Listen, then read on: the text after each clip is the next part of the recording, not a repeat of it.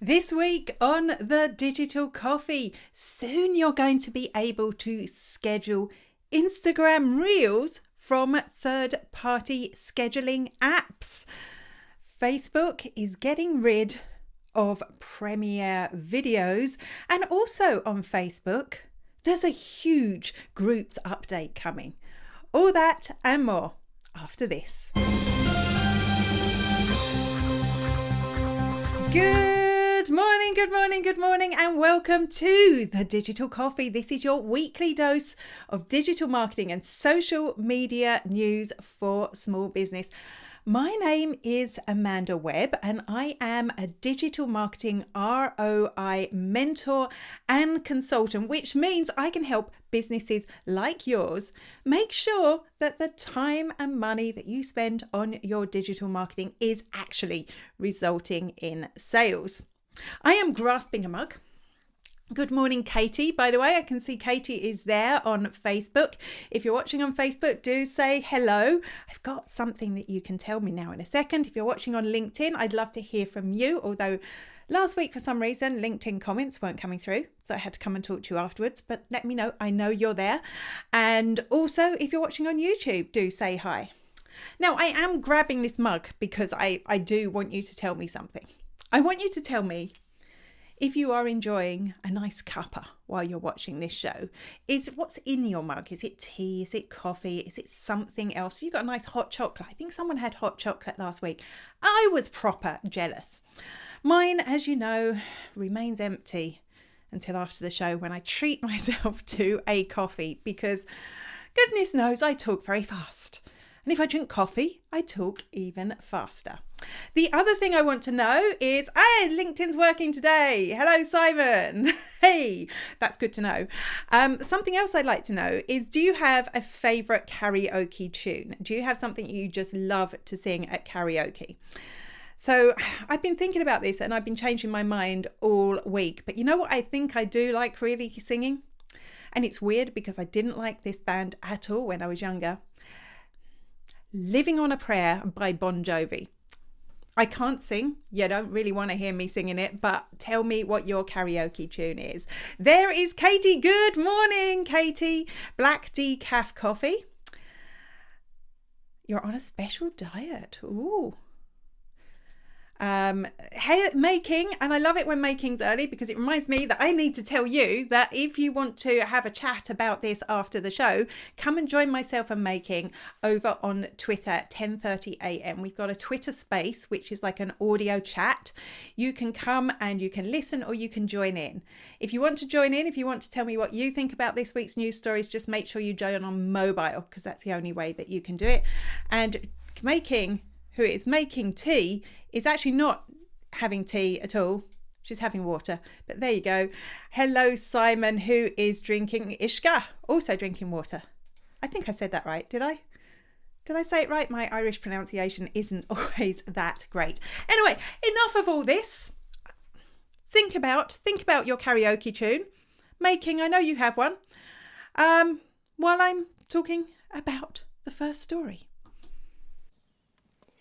Hi, I'm Kyra Fingleton from Glamping Under the Stars, and you're watching The Digital Coffee with Amanda Webb.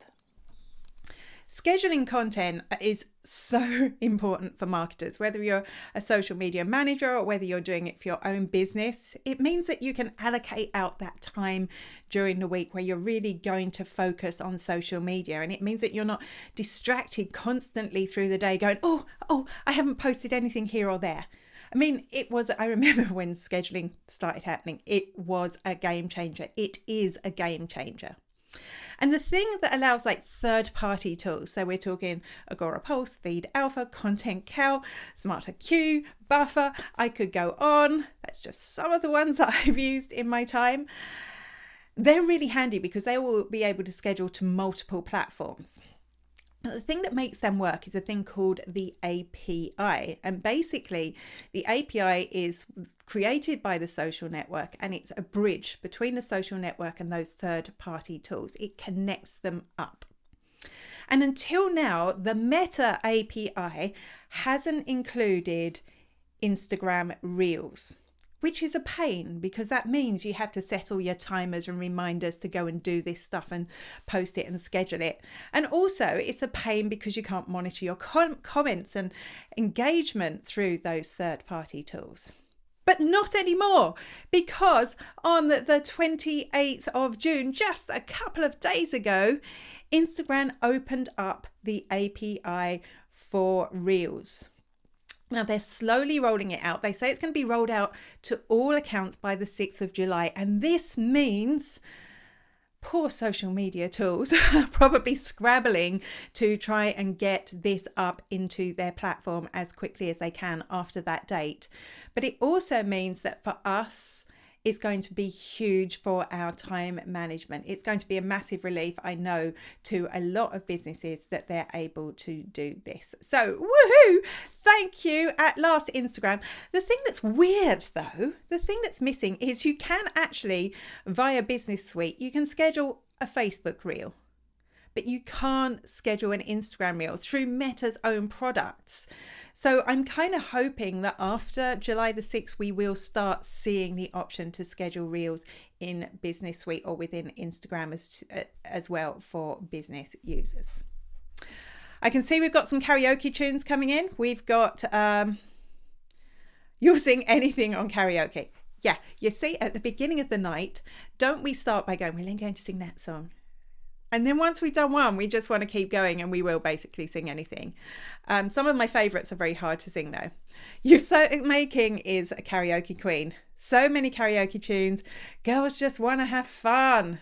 Yeah, you know, when I was young, that was one. I think we're a similar age. That was one of my favourite tunes. Cyndi Lauper. I prefer Cyndi Lauper over Madonna. I probably prefer Madonna these days, but I absolutely adore that song. Anyway. Do let me know, Simon, anyone else that's watching, want to know what your karaoke song is. I'm Louise Brogan, host of LinkedIn with Louise, and you're watching Digital Coffee with Amanda Webb. Premieres on Facebook. Now, you might not even be aware of this specific thing, and they're going away. So it's late to be aware of it now, but I actually really liked premieres. What premieres were? It was a part of a video. When you uploaded a video, you had the option to make it a premiere, which basically turned it into something very similar to a live stream. So it would set out an announcement post where people could say that they wanted to be reminded, and then it would go out at that specific time and date that you've said, like a live broadcast, so people could join in live and watch together. Very similar to scheduling. It just had this announcement post, and it was kind of like, big deal, this is happening. So it's going away. It's going away, and probably because people weren't using it. I did find this very useful. I liked this tool because anytime that I'm not able to do the Digital Coffee live, I can pre-record it and I could launch it as a premiere. I did notice the last time that I did that the option seemed to be missing. So obviously they depreciated it for me before anyone else, but it's going away from everyone now. If you still want to do this, you could just schedule your videos, or you could use a live streaming tool. I know Restream did it. I did it for my last live that I couldn't be there for. You can actually play a video through Restream, and I think you can do it on the one with the duck. I can't believe I can't. StreamYard. I think you can do it on StreamYard too. You can set up a time and a date, and it will just automatically stream out using that platform. So obviously this isn't really needed. People weren't using it. Facebook are getting rid of it. Oh dear, Simon doesn't like karaoke. He says it makes his skin crawl. Drunk women singing, shouting, living on a prayer. Simon, have you seen me in action? It's true. It's never as much fun watching other people as it is singing yourself. I just like performing. What can I say? What can I say? Yes. I'll even do it when I'm sober, if that helps. Does that help?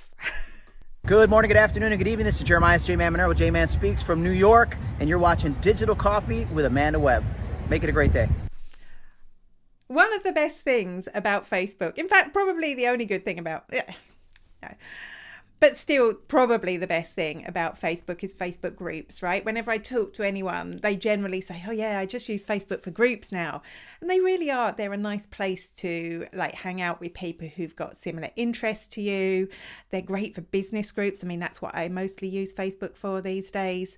I mean, it really is the place that we're engaging and interacting now. And thankfully, Facebook aren't getting rid of groups. No, they are upgrading groups. They're understanding that this is where people enjoy spending their time now. So they're giving us some new tools. The first thing that they're doing is they're allowing you to pin posts. So pin groups, or actually they have this whole interface where you'll go into the sidebar and you'll just see the groups that you interact with the most. And you can also pin any groups that you want. So if you've just joined one, maybe it's a paid group, you've joined it, maybe you want to pin it there. And in this sidebar, you'll be able to see if there's been any action in that group since you last looked. Is there anything going on in that group? And so you'll be able to access the group that does have stuff going on. And then that'll open up the sidebar where you will be able to actually choose if there's a specific area of that group that you want to go into. So maybe it's a group that has a lot of events. You'll be able to go in and you'll be able to see what events are coming up. So instead of scrolling and clicking around, just straight in, or particular topics that you follow that you want to see information about. So accessing the right stuff, that's going to be huge. But they're also adding some other things that are going to be really cool. So for example, a small niche groups within a larger group. This is really needed, I think, because I remember I was going to say I used to be, I'm still in the blogger group, but it kind of died. You know, everyone started using Instagram instead. But I was in a blogger group. It was quite large. At one point, there was a discussion about whether we could share our blog posts in the group or not. And I actually really enjoyed reading blog posts from the group. So I was all for everyone being able to share their blog posts, but in general, it was frowned upon and they'd had daily threads instead. And then somebody else said, well, let's set up a group separately where people can share their blog posts too for people who want to read them.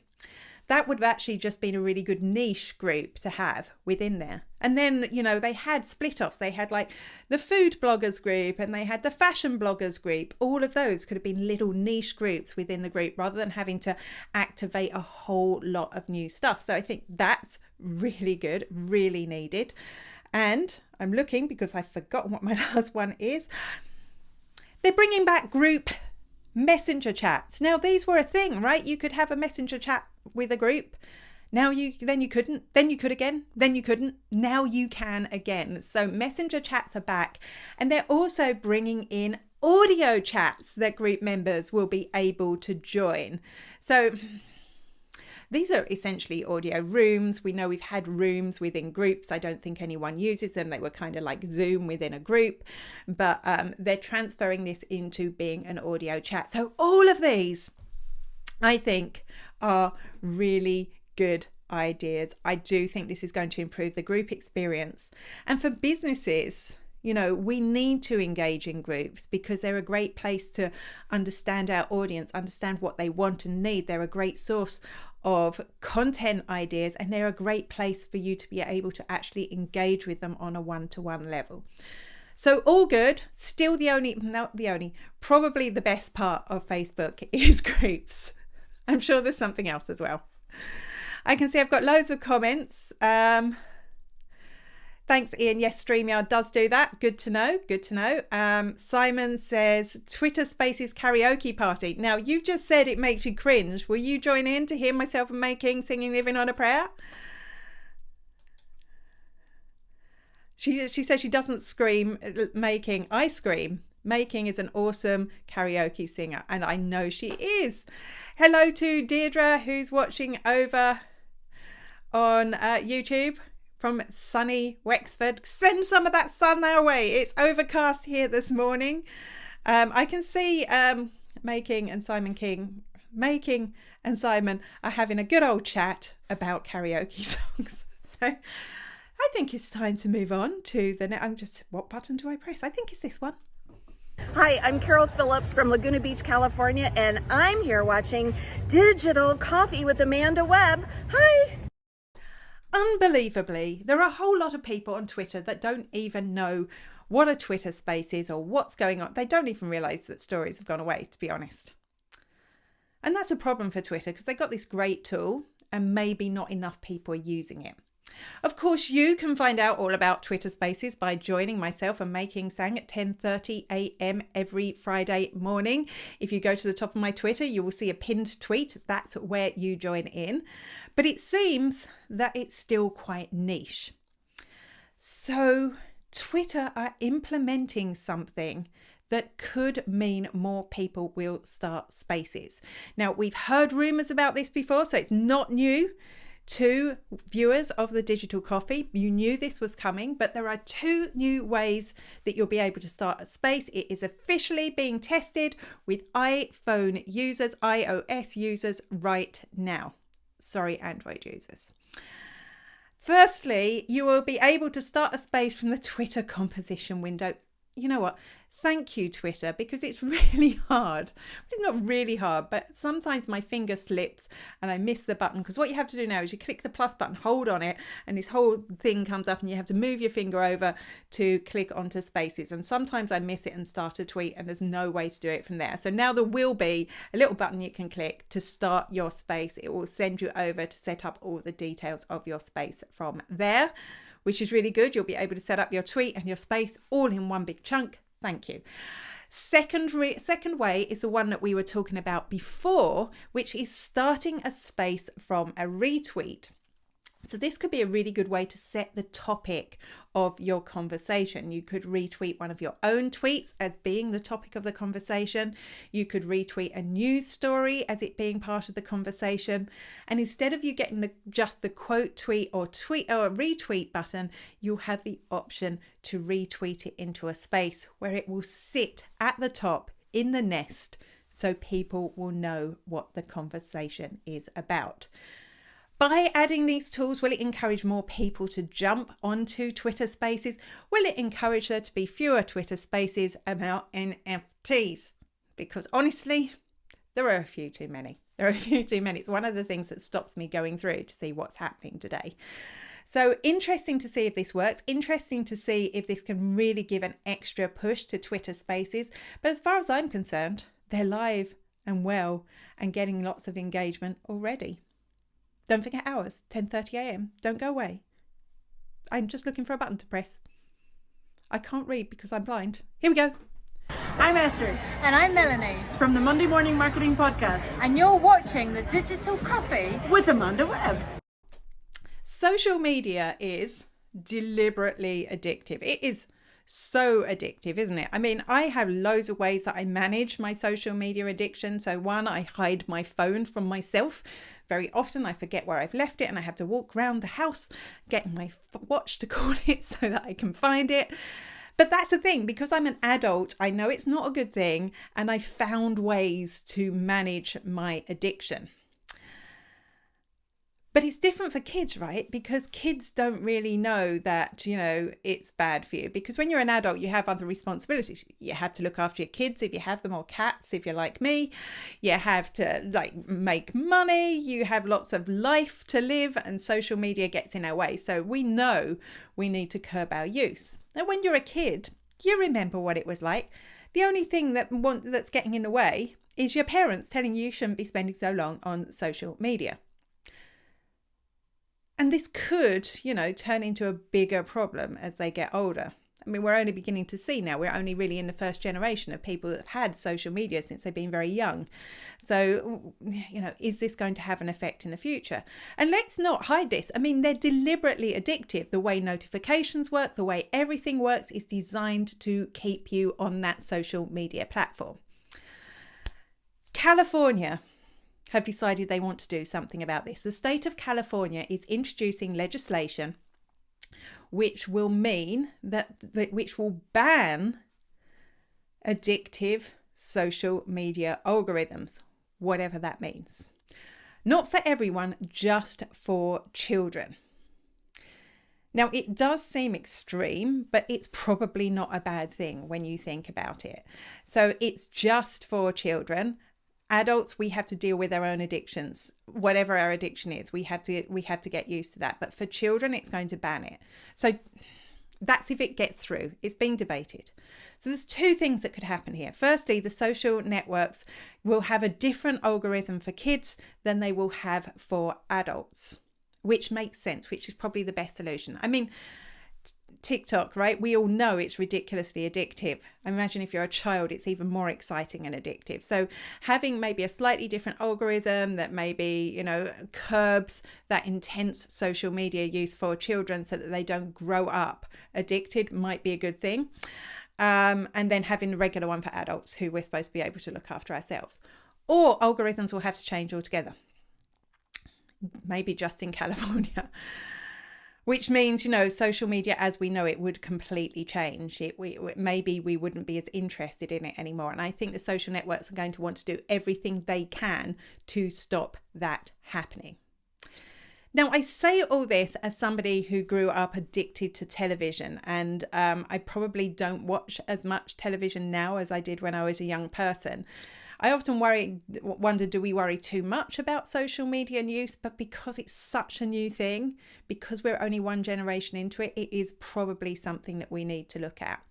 So whether this legislation goes through or not, it is a definitely interesting way to look at social media use in the future.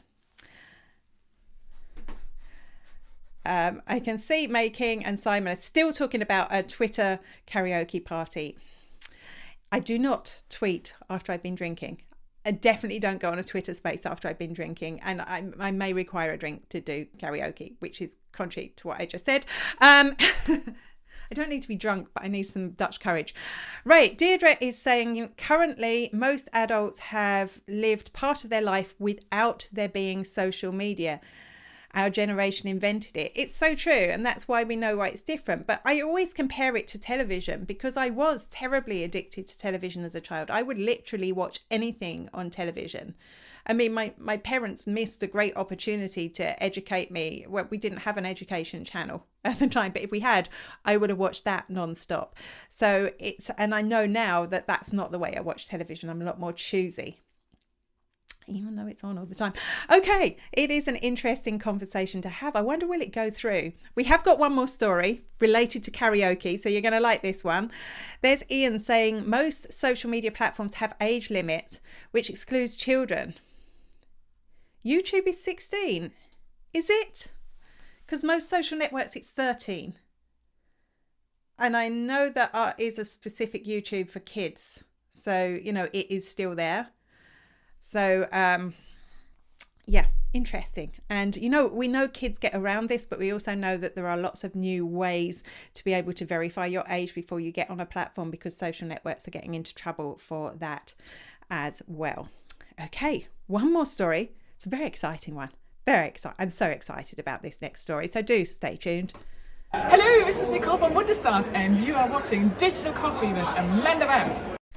I'd just like to say this is not the last story. This is a story about WhatsApp introducing a new and interesting tool, which I think could be really useful for a lot of people.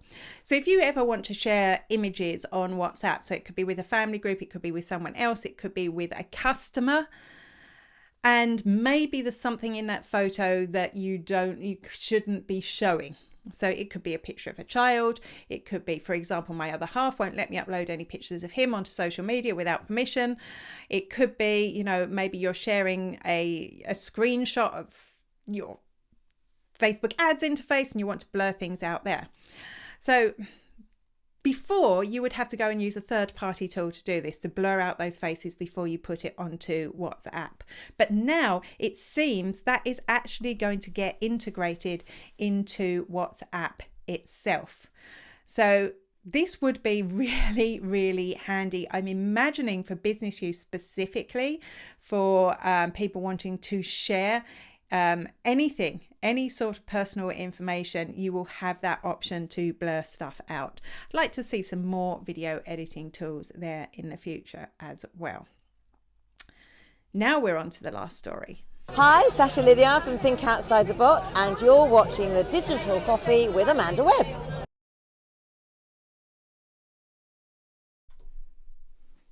Remember, I'm pressing all the wrong buttons. Remember when you had to have a big karaoke machine if you wanted to do karaoke? You'd actually go and buy it somewhere like Argos, you'd bring it home, and then you'd have all this set up to do. I mean, I freaking love karaoke. Or I used to have SingStar, which was PlayStation game.